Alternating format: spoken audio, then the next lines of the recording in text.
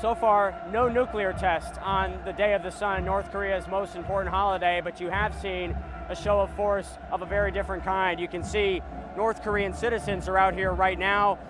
These women are holding up a North Korean flag, and earlier we saw North Korea's full arsenal on display. There were Scud missiles, there were submarine-launched ballistic missiles, there were land-based missiles that can be launched from a mobile launcher, and at the very end, we saw North Korean intercontinental ballistic missiles. We know that North Korean leader Kim Jong-un's goal is to develop an intercontinental ballistic missile with a nuclear warhead capable of reaching the mainland United States. And while analysts say they may not be there just yet,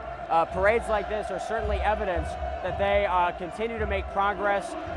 faster progress than many experts had predicted. A lot of people thought there might be a nuclear test today on this important holiday or in the lead up to it. However, it seems as if the North Koreans are holding off on the nuclear test for now, but I have received information that a special operations exercise, a military exercise earlier this week when commandos were jumping out of airplanes, that was an exercise in direct response to tweets from President Trump talking about North Korea and urging China to solve the North Korea problem, as he put it. But we also know that there's a USS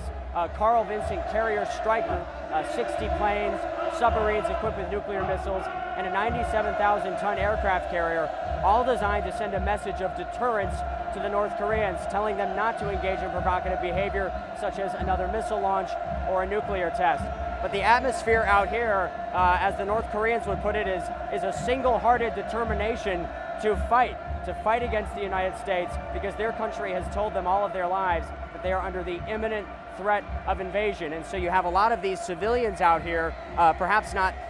many of these women, but you have a lot of the men in the crowd here who have a military background, who have told us repeatedly that if there were to be a war with the United States, they would leave their jobs, put their uniforms back on, and fight. So this is what North Korea is saying, that they are being underestimated by the world, and they put on these supersized displays to try to prove to the world that they are here to stay, and they're going to move forward on the road of their choosing, even if that road is a path to nuclearization that many others, including the United States, feel is a dangerous and destructive path. Will Ripley, CNN, Pyongyang.